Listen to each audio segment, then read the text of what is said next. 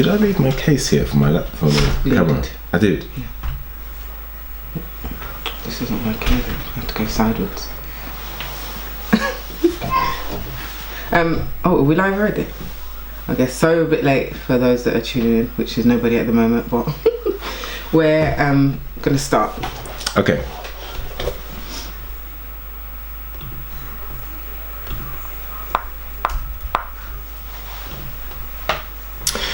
Hello and welcome to the 5%ers Club. I'm your host Nathan Annie Barber. I'm joined as ever by Daniela Genus. Hi. Every week we discuss an inspiring book that we're reading that advances us towards our goal of becoming a 5%er. This week Daniela and I are reviewing Blake Mycosy's Start Something That Matters. Can you hold it up please? Thank you very much. In summary, this is a story of Blake Mycoskie, the founder of Tom's Shoes. For every pair of shoes bought for him, he gives a free pair away to a child that doesn't have shoes. He calls it his one-for-one strategy. So the book's an autobiographical look at entrepreneurship from his point of view. And it's also a call to action to aspiring entrepreneurs to actually start a business that has a social aim. The argument being that it's not only good business in today's day and age, but it's also good for the planet and society as well. It's a funny and cringeworthy book in parts. However, it's a real roller coaster of experiences of actually what it's like to actually set up and grow and run a successful business. So I'll put it over to you now, Daniela. What were your thoughts on the book? That's a positive start. It wasn't bad. Yeah.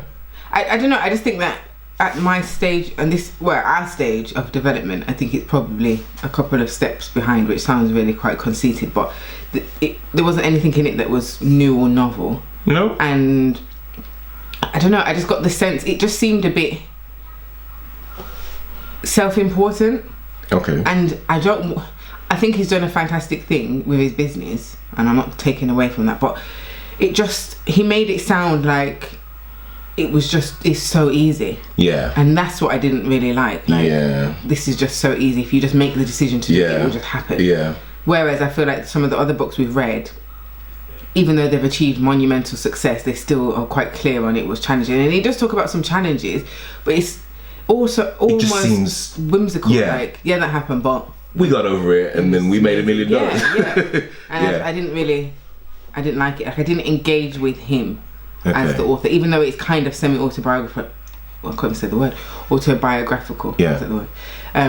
I didn't think, oh wow, like what an amazing guy. I just thought, oh well, look at you that you had been on the TV and this had happened and that had happened. Yeah.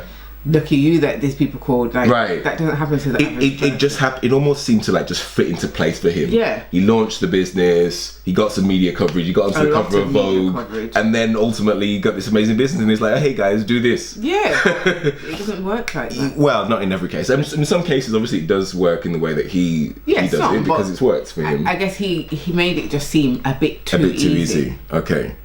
Well, for those people that haven't read the book, can you just give an overview as to how he got started in the business and actually what the story of Blake Mycoskie is? So he already was an entrepreneur of sorts. He had several businesses and he'd been on some sort of reality show. I'm still not clear on exactly what that show was.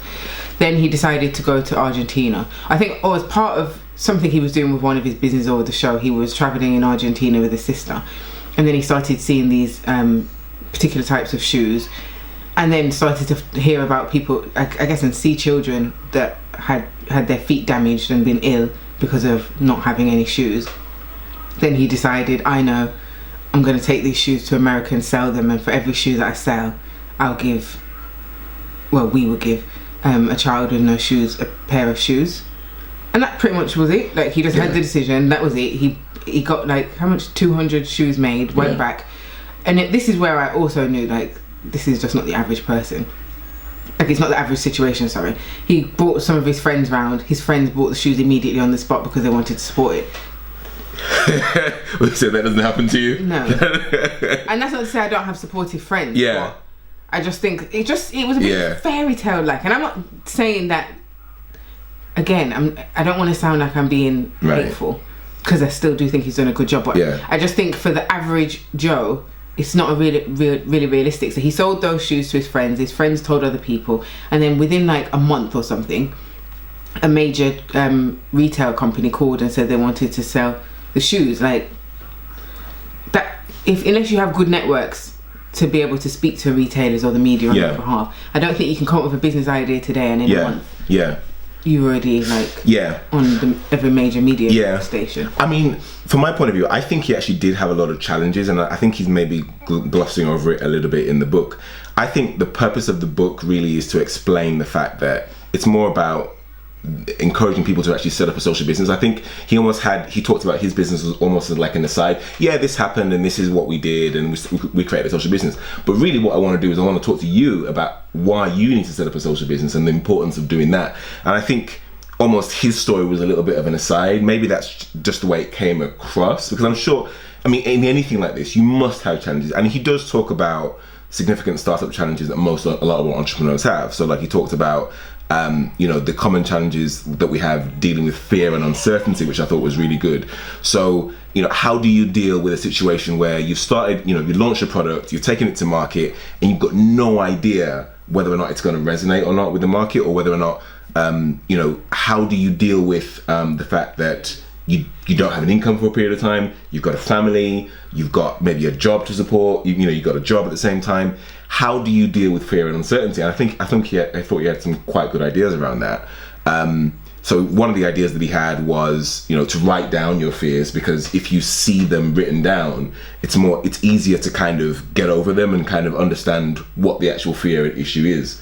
You're shaking your head. No. It might work for people. That would not work for me. That would make it worse, because now I can see in black and white. Oh my gosh, I could be bad. Okay. It's not going to make me feel better. It's not going to make you feel better. How do you deal with fear and uncertainty then? Because it happens. Obviously, you deal with it. We deal with it all the time. It's just like face your fear and do it anyway, or feel the fear and do it anyway type thing. He says in that same section that if you are, if you know that you're doing what you say you're doing and you believe in it and you have your purpose centered, then you cannot think that you're a fraud, and therefore you shouldn't feel scared of people kind of outing you. But I don't agree with that either, for the same kind of reason. Like, just because I know what I'm doing, that doesn't mean that I'm not going to think that people think that I'm a fraud, and I've experienced that myself. Should you care about that? If you in your heart believe what you're doing is right and the good thing to do, should you care about other people's opinion? You shouldn't, but that can be frightening. But it is that thing of, so how do you deal with it? You just have to ignore it, I guess, and keep on moving. Yeah, okay. I mean, it must be hard for a lot of other people to deal with that, though, because it's, especially for first-time entrepreneurs, because you've done it for such a long period of time from a young age. I guess you've always dealt with that kind of uncertainty. Yeah, but it's still scary. It is. I'm sure terrifying. It is. But imagine someone that's never done it, and imagine they're 30 years old or 35 or 40, what have you, and they're just starting their business for the first time. How do you deal with this whole unknowing? There's no path. But that's what I'm saying. I don't think you can. I don't think that there's any way to deal with it, because you don't know the future. So whatever tools you use, the point is it could all still go wrong, and there's nothing that you can do to stop it from potentially going wrong. That's comforting. Eternal pessimist. But it's true. It could also go right. Okay. Like, it can go either way, and there's nothing that you can, other than working hard, that's the only way you can influence it. But even then, people can work very hard and it still goes wrong. Yeah. Putting together tools and strategies are helpful, but it's still not going to stop it potentially going wrong. So I still do think that it's good to have that fear. Okay. Because that will encourage you to work as hard as possible to try and minimize that happening. Okay, that's interesting. He also talked about one of the biggest fears being this whole idea of people thinking it's not the right time. Yeah. So people sit on an idea for like a long period of time, and it's like, oh, it's not the right time because the job, family situation, whatever kind of roadblock they put in their way, they keep telling themselves it's not the right time. And he says it will never be the right time, right? But you just have to do it. To what extent do you agree with that? How would you deal with? What advice would you give to someone that says it's not the right time for me to start my business? I agree with him. It's never the right time. I think there's better times though. Like, okay, what's a better time? What are the right conditions? Okay, so if you've been to university, you've just finished and you can't find a job, that is a good time because you're not really doing anything anyway. If you have just been made redundant, that's the right time. That's a good time. Some people say that's the worst time because you need to get income. But you always need to get income. What situation is there ever going to be when you don't need to get income unless you're rich? You're always going to need to get income. So that's what I'm saying. I don't think there's a right time. I think there's a better time. If you're in a job and you're getting well paid and you're comfortable and you actually quite enjoy the job, you're just not going to say, I'm not going to get paid next month because I'm going to set my business. I can't see that somebody is going to trade comfortability for uncertainty. And some people do, but I think the proportion of people won't.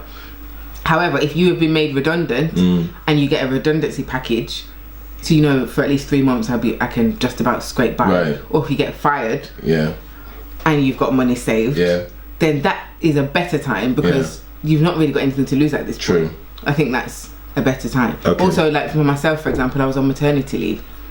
That's a good time, I think. It's hard because you've got a baby, but I'm not at work, so I can set up something at home or a home-based business. I think. So I think there's degrees of worse times and better times. I don't think there is ever a perfect time. True. Okay. He talks about this idea of entrepreneurs that have too much money. Having too much money is actually worse than having no money or little money when starting your business. And he says the reason is because having a little money makes you creative and innovative, and you have to do a lot with a little, right? Whereas, you know, if you get an investment or funding or what have you, then you're like, I want office space and I want computers and I want this person, head of VP of marketing, what have you, and you don't necessarily really need that.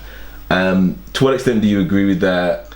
Talk to me about your experience. I agree in some sense, but then I disagree in others. I think he obviously had money. And maybe he wasn't rich. He didn't have money. He had money. When he started his business, yeah, because he had other businesses. No, I mean, yeah, but those businesses weren't really doing very well. I'm not saying this is what I mean, where I agree. And how much money is money? Because how much money is money? Because when I started my business, I had zero, like minus £300. Okay, that's not zero. That's minus. Yeah, I was in minus. That's no money. Okay. If he started and he was earning from his other businesses £2,000 a month, to the Facebook guy, that's not money. That's nothing. That's nothing. But to me, that's something. Like if I had £2,000 a month when I started my business, it will give you a platform to launch, right? So I think it's about the degree of how much. Yeah. When someone starts a business, if they're given like 100 grand, you go away and start your business. I can see where that would be a problem, and what he's saying would be correct, because then I remember I sat on a panel for a business startup program a few years ago, and this girl came and she was asking for, I can't remember how much the money was. When we asked why, she was saying, "No, I need an office in this specific building." I'm trying to find a uptown office building. Yeah. Then she's like, and then I need furniture. Yeah. And then I need to pay this amount of staff. Meanwhile, I was sat there and I'd only just got my office maybe like 2 months before. Yeah.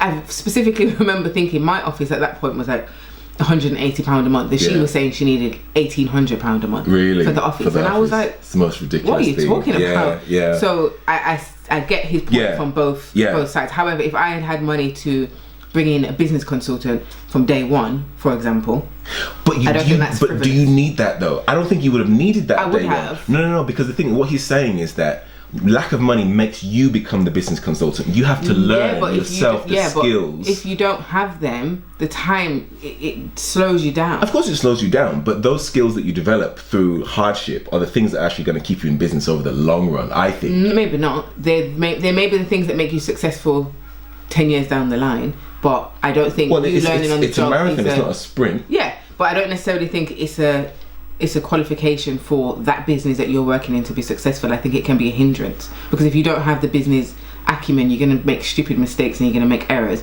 Whereas had you had a business consultant, say, actually that doesn't make any sense. Yeah, that would be helpful. I don't know. I believe that you can be your own business consultant, like through having to learn and having to understand actually what works and what doesn't is the thing that's actually going to keep you in business for the long term. No, it's not. It is. It's not. Look at all these startups. Look at all these billionaires, huge businesses now. They started in their garage and they started in their home apartments that's with a different nothing. Thing. Yeah, but that's not different. It is, because we're talking about the same thing. It's not, because you're talking about actual capital, like stuff, whereas I'm talking about knowledge.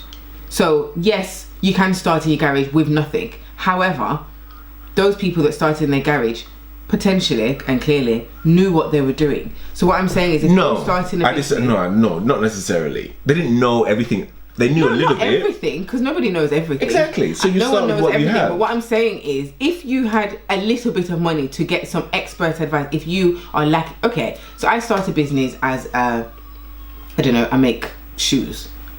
And I know how to make shoes, but I have zero marketing skills. Well, then you learn. You can, Nathan. Do you know how long it takes to learn? Well, then you take the time. Okay, but in taking that time, that's fine. In taking that time, you could go out of business. That's what I'm saying. I'm saying you learning isn't a qualification for it being a success, because the time it's going to take you to learn might be longer than the time it takes for your business to benefit from that. And so in the long run, because then I might decide, okay, I'm going to set up a clothing business now and use all that marketing knowledge that I learned in my failed business. So for the person, it is potentially beneficial, but I'm saying it's not necessarily beneficial for the business. I agree with you to a certain extent. And yes, you're definitely going to grow your business faster if you get a outside consultant that has the skills where you're lacking.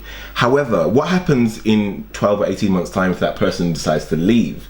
And then I'm not saying just somebody that works in your business, to just be able to pay for advice. So for example, I start a company, I'm making some money, I bring in HR, I bring in some staff, I don't understand HR, then I get sued because I didn't understand HR policies. Had I had money to go and engage with an HR consultant to make sure, it is a lesson, but we're talking about, that's what I'm saying, individually it's beneficial, but that doesn't mean that it's going to make the business grow. It could actually bust the business.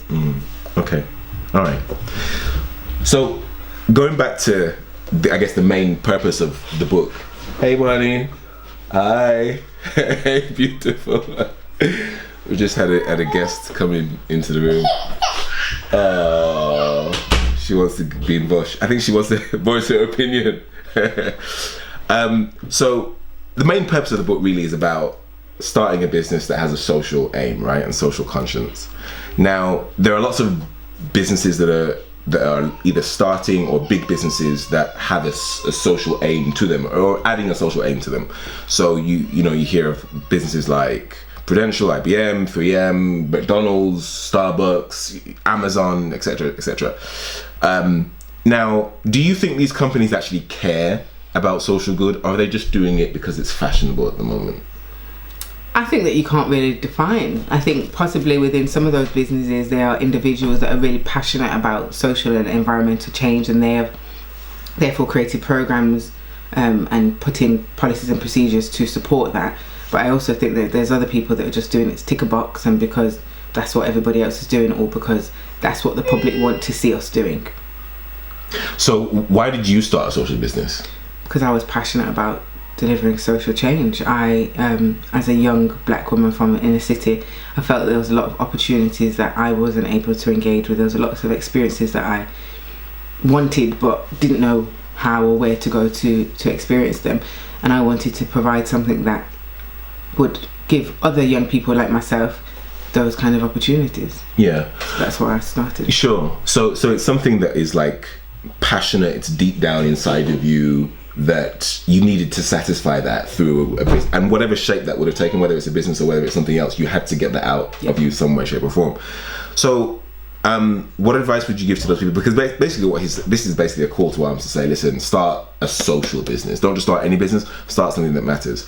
What advice would you give to those people that are looking to start a business at the moment but aren't really driven by a social aim? Do you think it's important for them to actually start with a social aim? I think that we live in a very selfish world, and therefore to say to people everyone that starts a business should start a social business, I don't think that's practical, because I don't think people want to do that.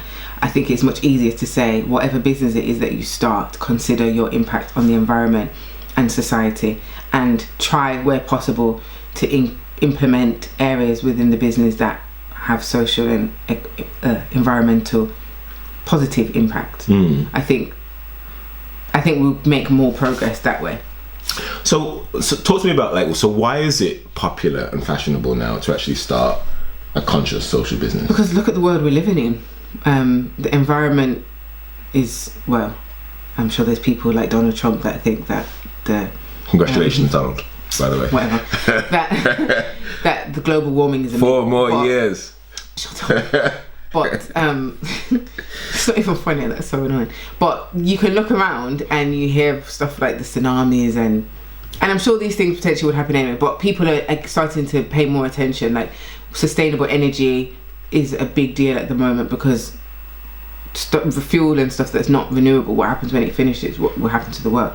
In terms of society, there's so many people that are disenfranchised, disengaged, living in poverty, living in war. So I think we're at a tipping point where people are starting to recognise if something doesn't change, we're going to be living in anarchy, and the world is going to burn down. So people are more conscious of these things going on in our world now? Yeah. I think also there's more, the media, there's more statistics that are out there, whereas maybe 100 years ago, people might have been able to look and say, well, there's loads of factories and there's loads of smoke, but what does that mean? Now we know what that means to society. And if you're somebody that has children, has grandchildren, and you're thinking about your future legacy. Great. And that makes a lot of sense. So you look at the world in which we're in, you see that consumers are actually interested in the environment and social good, and you start a business because you want to kind of tap into that. That to me is the wrong way to think about it. I mean, I'd like to hear your opinion on it.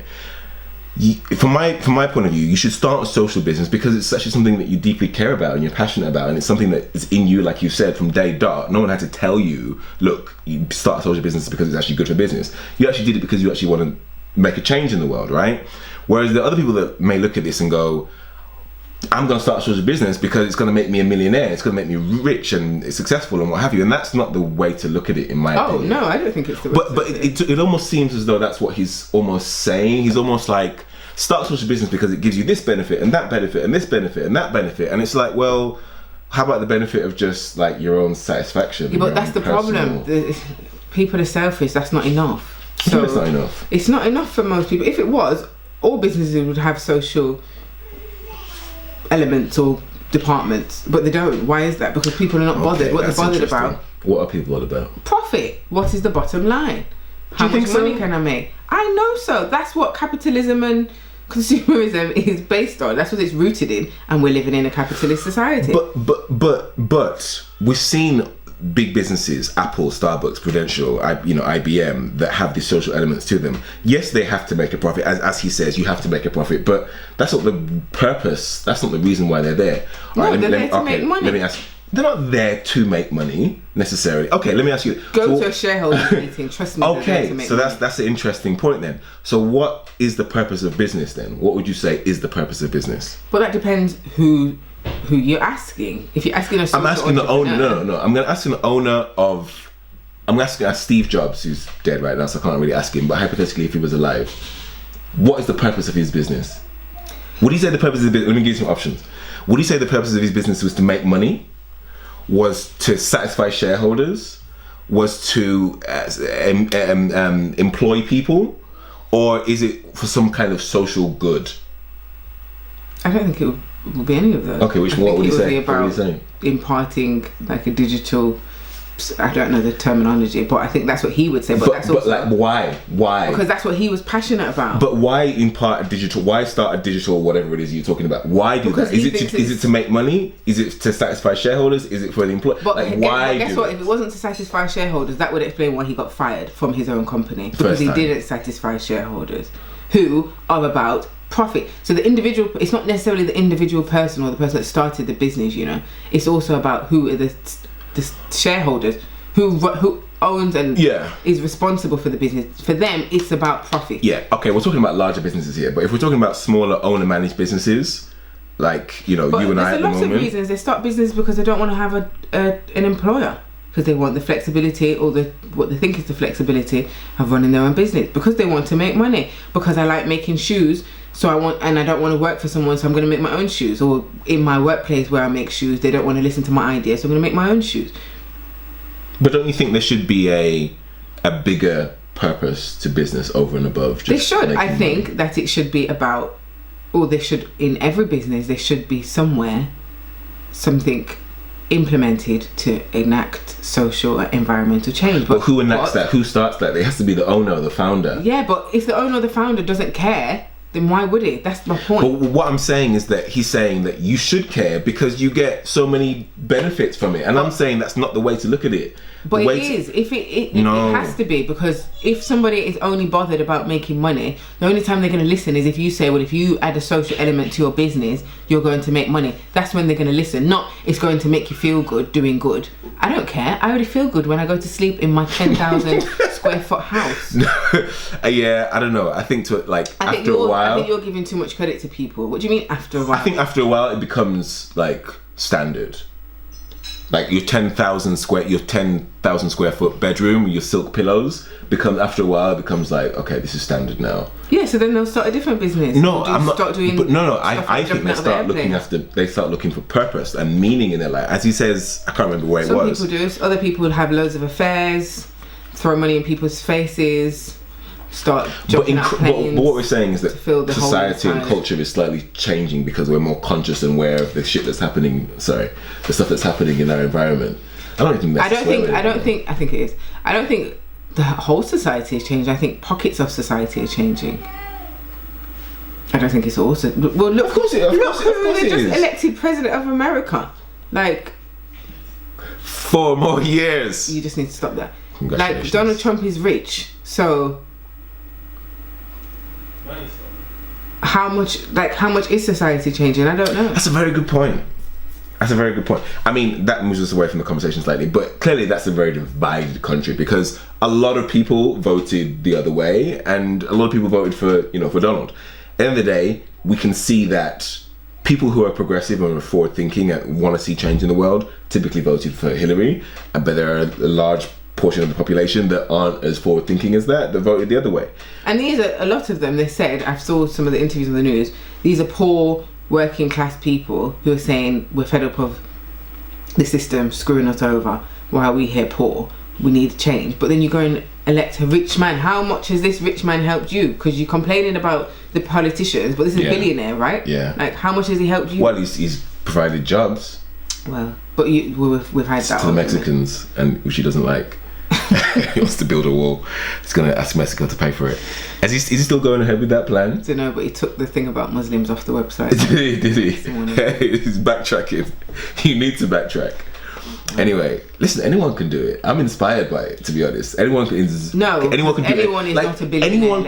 Anyone can do anything in this world. If Donald Trump can become president, you could do it.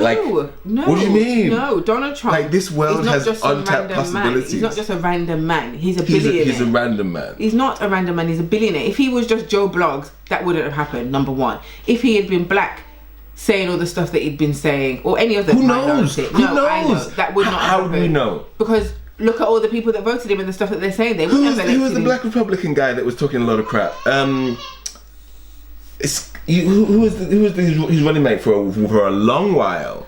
Black guy. Did he win? No, but he got very far. He got much further. But did he win? He got much further. But did he he wasn't a billionaire and he wasn't a game show contestant for the last 50 years on television. Well, that's what I'm saying. You don't need to be inspired by that. That is not that inspiring. Yeah. No, that just demonstrates money is power. And if you tap into the disenfranchised, and there's a lot of them clearly, and speak the language that they want to hear, then they'll elevate you. Okay. I don't know if that's a way that I would want to become the president. Because if he genuinely, which I believe that he probably does, but if he doesn't believe in what he'd been saying, then what have you just created? You've just empowered a whole load of racist, sexist monsters, really. Okay, critiques. I found the book felt quite, well, not even the book, the writer, Blake. I felt like the tone was quite self-important. And he just made it sound like it was a bit too easy. Yeah. Do this and then do that. And then it just seemed a bit too easy. I loved this idea around managing your online story. Okay. Sharing stories because they resonate more than fact. I loved all the examples that he gave of other social businesses. It wasn't poorly written, it was easy to read, but it just was a bit cringy in parts. And I can't even remember any specific part, but it just felt unnatural. Unnatural? Yeah, it didn't feel like... I feel like if you went and had a conversation with him, he would probably tell the story different to how he's written it. Okay. It didn't feel authentic. That's the word. Okay. He didn't feel authentic. That's interesting. But would you like to meet him? I don't have a particular desire. No, as in like, I don't want to not meet him, but it's not like he's on my top 10 list. Yeah, but Oprah. I mean, okay. Like I want to meet Oprah. Okay, but like, would you want to have a conversation with him? Is what I mean, and like sit down and pick his brain? Oh yeah, like I would want to say, do you think